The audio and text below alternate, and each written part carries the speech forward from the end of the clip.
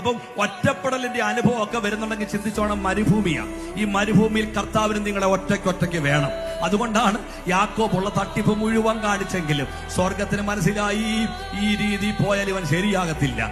അതിനെല്ലാരെയും അകറ്റിയിട്ട് യാബോക്കിന്റെ കടവിൽ കൊണ്ടുവന്നൊരു തൊടല് തൊട്ടു. ആ തൊട്ടപ്പുണ്ടല്ലോ അവന്റെ ജീവിതം മാറി. നമുക്കറിയാം, മോശയുണ്ടല്ലോ മിട്ടുമിടുക്കനായിരുന്നു. കർത്താവിന് മിടുമിടുക്കന്മാരെ ഒന്നും ചെയ്യാനില്ല.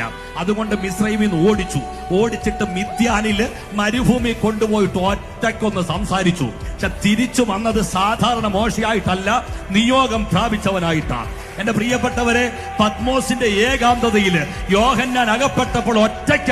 അപ്പനില്ല, അമ്മയില്ല, ഭാര്യയില്ല, ചേട്ടനില്ല, ചേച്ചിയില്ല. പക്ഷെ പത്മോസിന്റെ ഏകാന്തതയിൽ കടക്കുമ്പോ യോഹന്നാനോട് ദൈവാത്മാവ് സംസാരിച്ചു. അതാ വെളിപ്പാട് പുസ്തകം. ഇന്ന് രാത്രിയിൽ ഒറ്റയ്ക്ക എന്ന് ചിന്തിക്കുന്ന ആരെങ്കിലും ഉണ്ടെങ്കിൽ ദൈവത്തിന്റെ പരിശുദ്ധാത്മാവ് ശക്തമായി വിളിച്ചു പറയുകയാണ്, ദൈവം അറിഞ്ഞുകൊണ്ട് നിന്നെ മരുഭൂമിയിലാക്കാനാ, തകർക്കാനല്ല, പണിതെടുക്കാന്. വിശ്വസിക്കുന്ന ദൈവമക്കൾ ആത്മാവിൽ പ്രതികരിക്കട്ടെ.